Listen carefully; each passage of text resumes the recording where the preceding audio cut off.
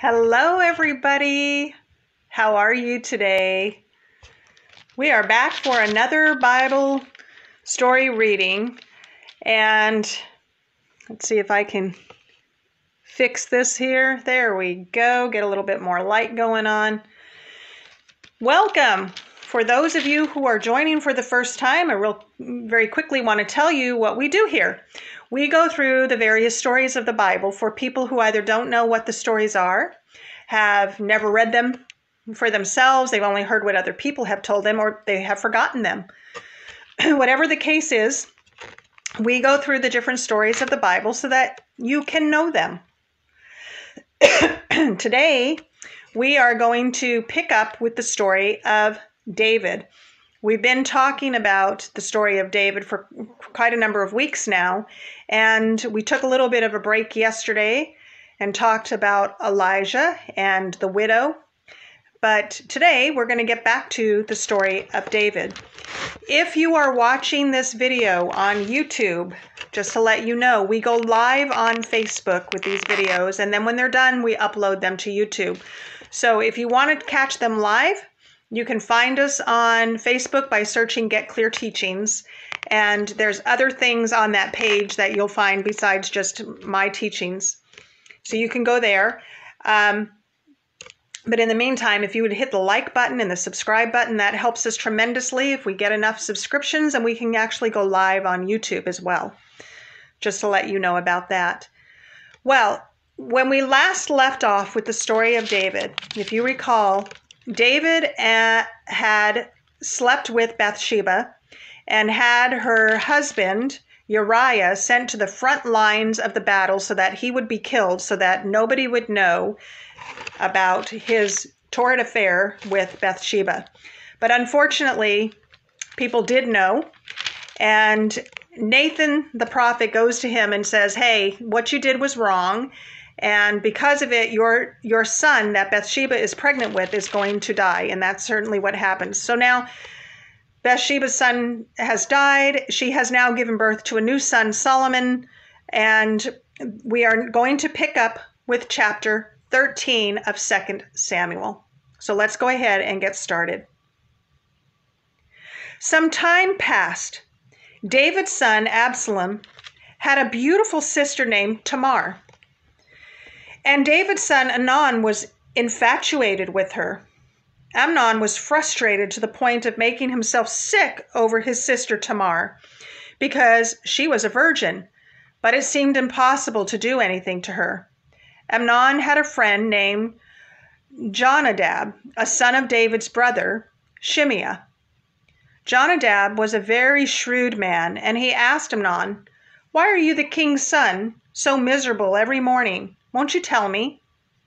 Amnon replied, "I'm in love with Tamar, my brother Absalom's sister." Jonadab said to him, "Lie down on your bed and pretend you're sick.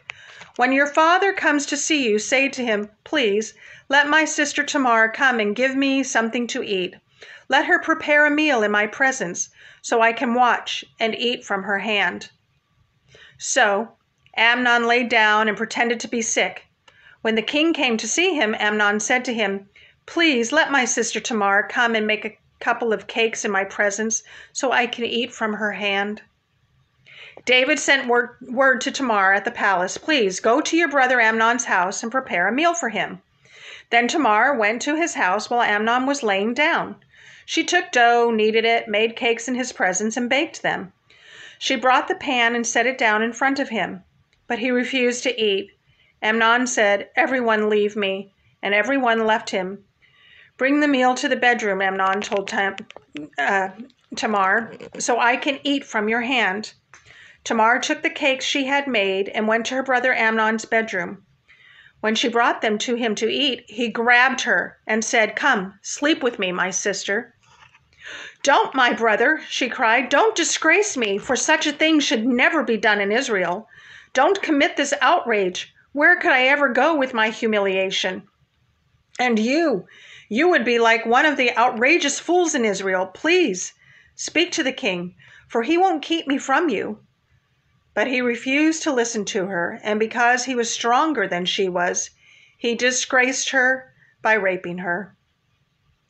So Amnon hated Tamar with such intensity that the hatred he hated her with was greater than the love he had loved her with. "Get out of here," he said. "No," she cried. "Sending me away is much worse than the great wrong you've already done to me." But he refused to listen to her. Instead, he called to the servant who waited on him. "Get this away from me. Throw her out and bolt the door behind her." Amnon's servant threw her out and bolted the door behind her. Now Tamar was wearing a long-sleeved garment because this is what the king's virgin daughters wore. Tamar put ashes on her head and tore the long-sleeved garment she was wearing. She put her hand in her head and went away, crying. Her brother, Absalom, said to her, "Has your brother Amnon been with you?" "Be quiet, for now, my sister, he is your brother. Don't take this thing to heart." So Tamar lived as a desolate woman in the house of her brother Absalom. When King David heard about all these things, he was furious. Absalom didn't say anything to Amnon, either good or bad, because he hated Amnon since he disgraced his sister Tamar. 2 years later, Absalom's sheep shearers were at Baal-hazor, near Ephraim, and Absalom invited all the king's sons. Then he went to the kings and said, "Your servant has just hired sheep shearers. Will the king and his servants please come with your servant?"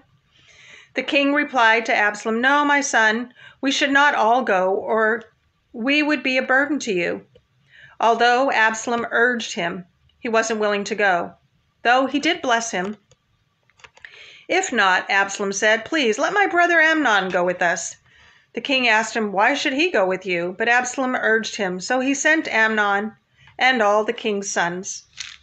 Now Absalom commanded his young men, "Watch Amnon until he is in a good mood from the wine. When I order you to strike Amnon, then kill him. Don't be afraid. Am I not the one who has commanded you? Be strong and valiant." So Absalom's young men did to Amnon just as Absalom had commanded. Then all the rest of the king's sons got up and each fled on his mule. When they were on the way, a report reached David. Absalom struck down all the king's sons. Not even one of them survived.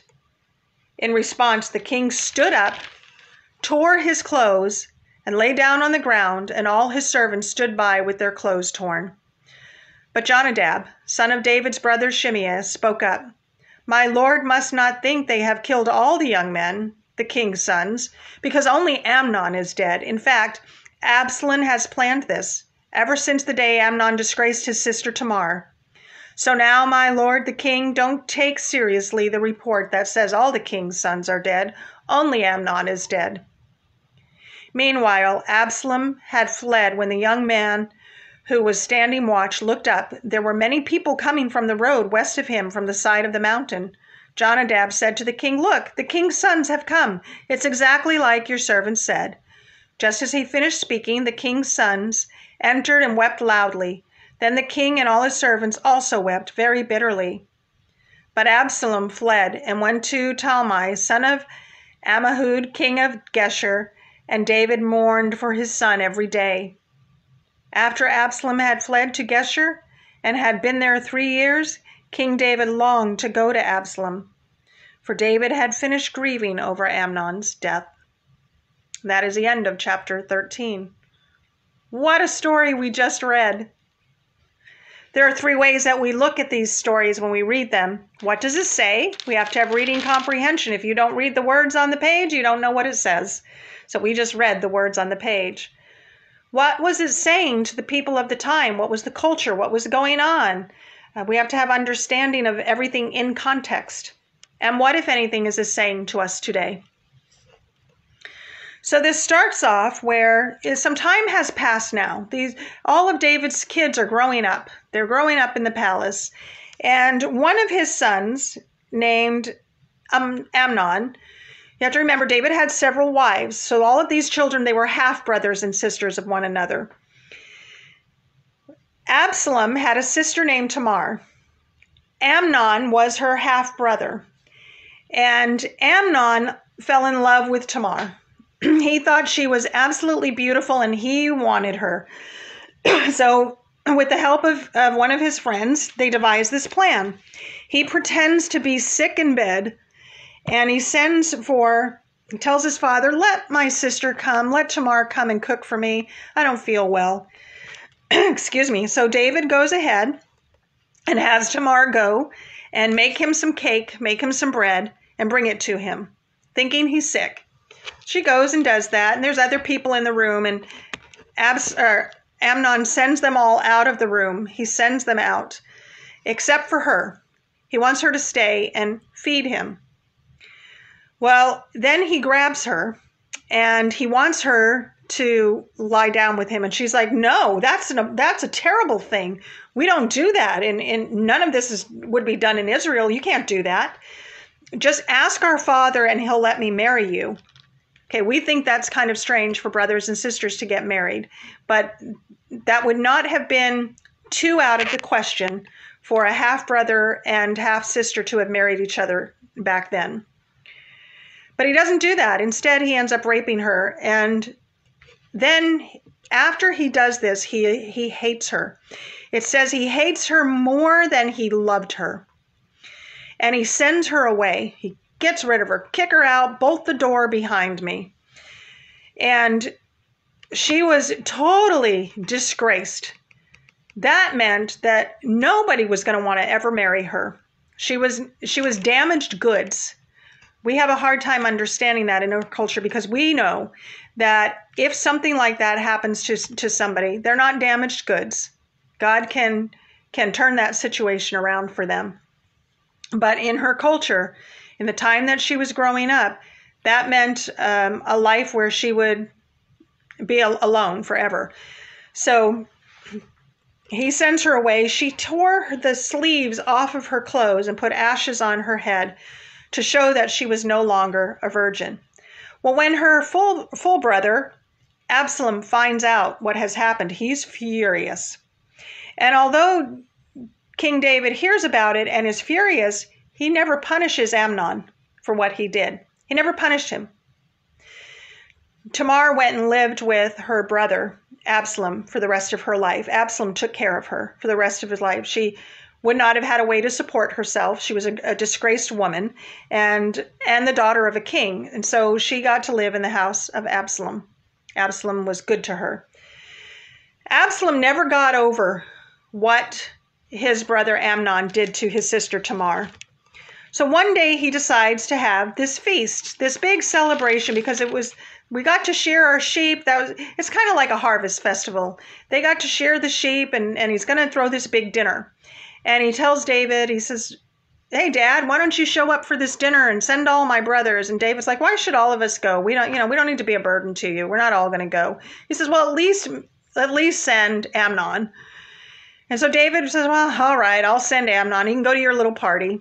And Absalom has this plan the whole time. He tells everybody, he tells servants, he says, when we're having this party, we're going to get my brother Amnon drunk.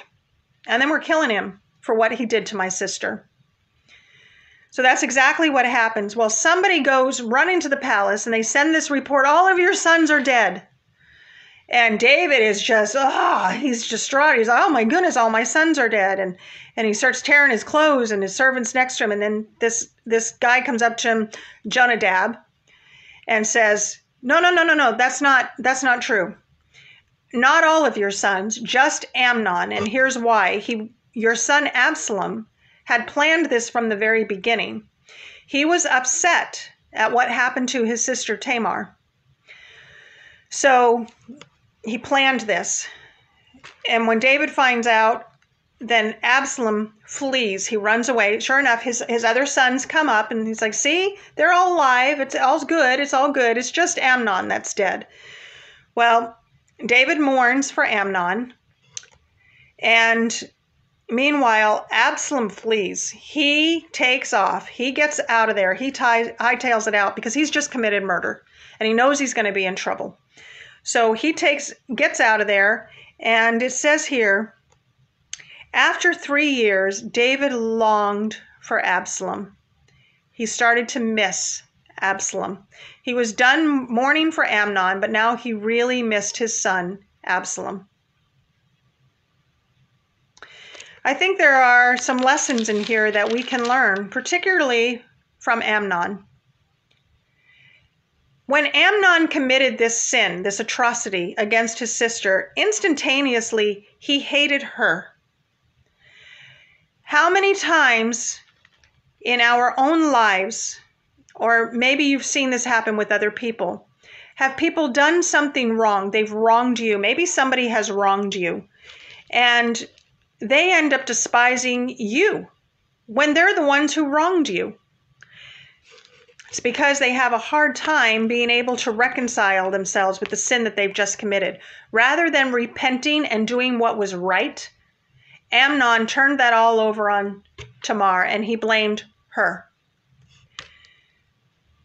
I think there is quite a lesson in here. Had he done the right thing, had he repented, done what was right, sometimes in life we make the right decision, and sometimes in life we have to make the decision right.